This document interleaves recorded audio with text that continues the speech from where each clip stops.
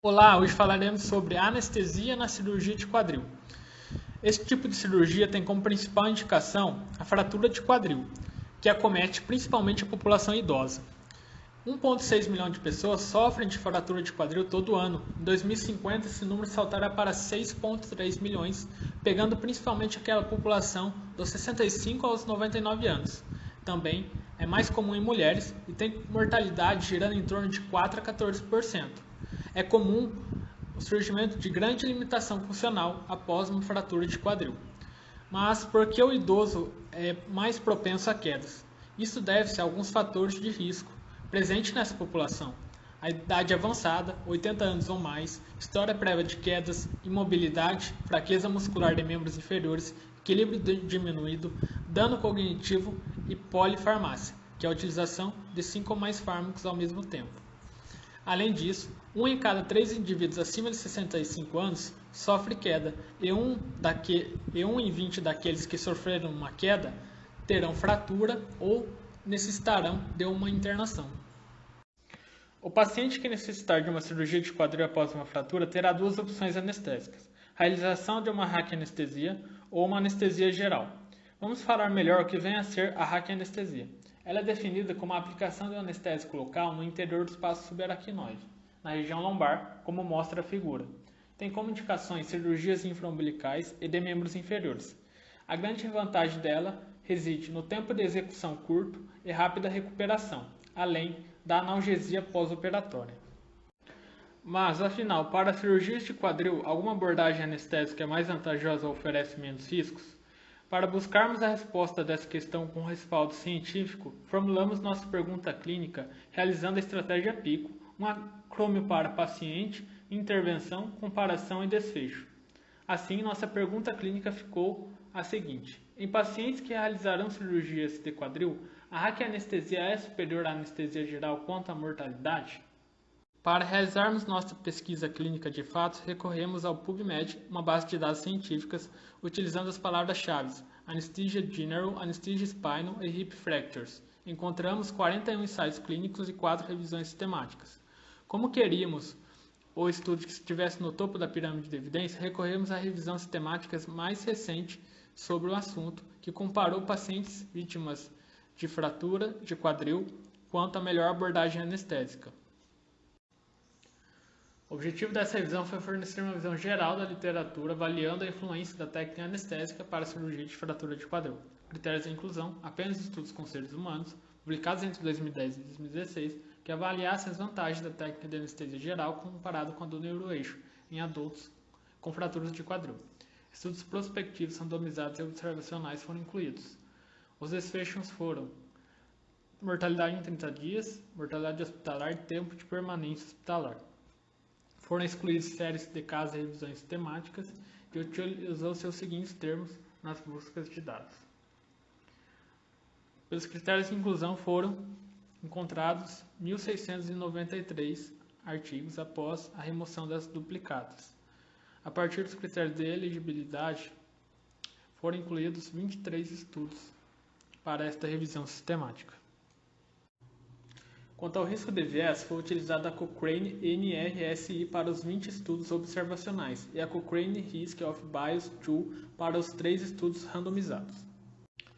Em relação aos estudos observacionais, podemos destacar que 18 dos 20 estudos não mostraram dados quanto ao tipo e a dose dos anestésicos utilizados, conferindo um alto risco de viés para o domínio aferição da intervenção.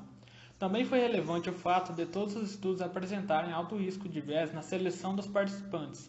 Isto deveu-se ao fato dos grupos anestesia geral e raquianestesia terem sido retrospectivamente determinados de acordo com a técnica anestésica.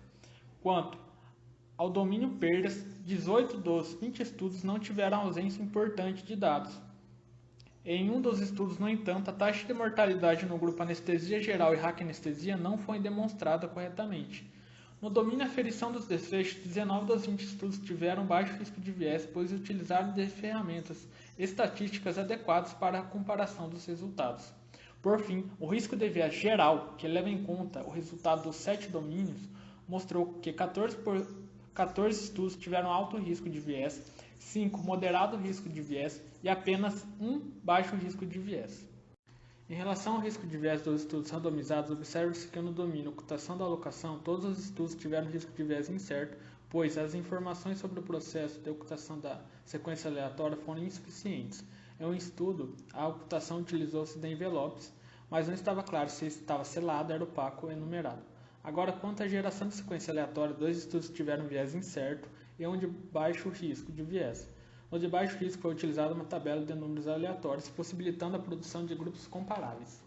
Quanto ao cegamento dos participantes e profissionais, 2 estudos não mostraram dados suficientes para análise de viés, e um estudo possuía um risco de viés alto, pois o paciente sabia à beira do leito qual tipo de anestesia ele receberia.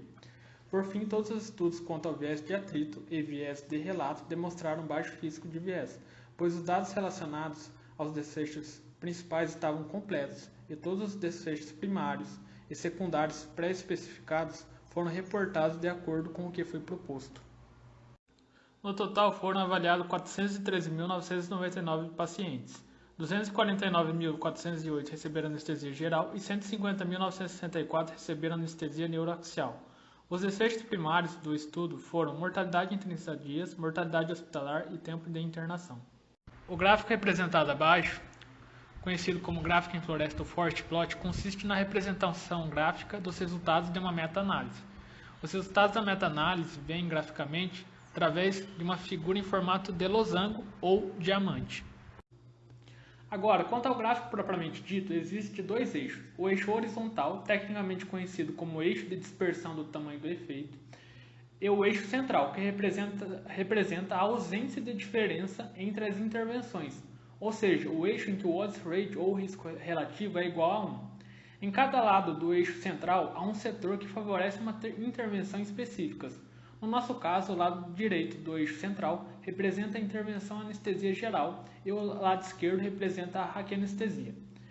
Caso o diamante, que como foi falado, representa a unificação dos resultados, tocar o eixo central, não existe diferença estatística significante. Caso ele esteja à esquerda, há diferença estatística significante favorável à raquianestesia. Por fim, caso ele esteja à direita do eixo central, há diferença estatística significante a favor da anestesia geral. No desfecho mortalidade em 30 dias, observamos 2 subgrupos de estudos. Um subgrupo com 11 estudos retrospectivos e um subgrupo com 3 estudos randomizados. Nos 2 subgrupos, o diamante toca o eixo central, demonstrando a ausência de diferença estatística significante entre os grupos anestesia geral e raquianestesia para mortalidade em 30 dias, com P maior que 0,05 e odds ratio variando entre 0,94 e 1,04.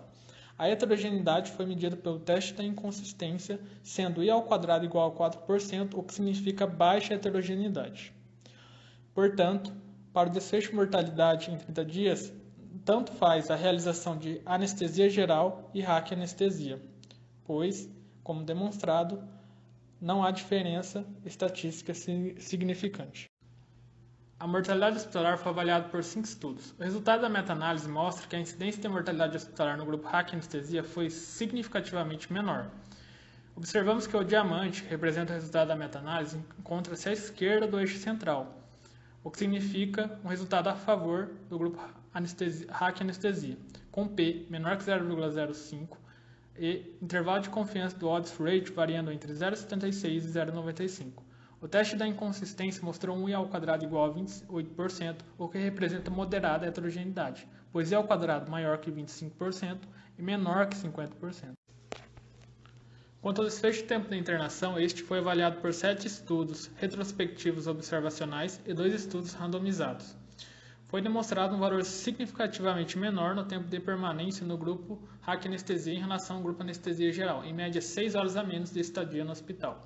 Observamos que o diamante ele se encontra à esquerda do eixo central, ou seja, favorável à raquianestesia, com P menor que 0,05 e um intervalo de confiança do odds ratio variando entre menos 0,36 e menos 0,17. A heterogeneidade avaliada pelo teste da inconsistência mostrou um I² igual a 53%, o que significa uma heterogeneidade importante para este desfecho. Em relação ao desfecho secundário, incidência de infarto agudo do miocárdio, o diamante ele se encontra à esquerda do eixo central, a favor da raquianestesia. Portanto, pelo estudo, houve uma maior incidência de infarto agudo do miocárdio no grupo anestesia geral, com P menor que 0,05. Quanto ao desfecho secundário e insuficiência respiratória, também houve uma maior incidência de insuficiência respiratória no grupo anestesia geral, com P menor que 0,05 e o diamante, que representa a meta-análise, à esquerda do eixo central. Os estudos para esse desfecho demonstraram grande heterogeneidade, com o teste de inconsistência mostrando um I² igual a 93%.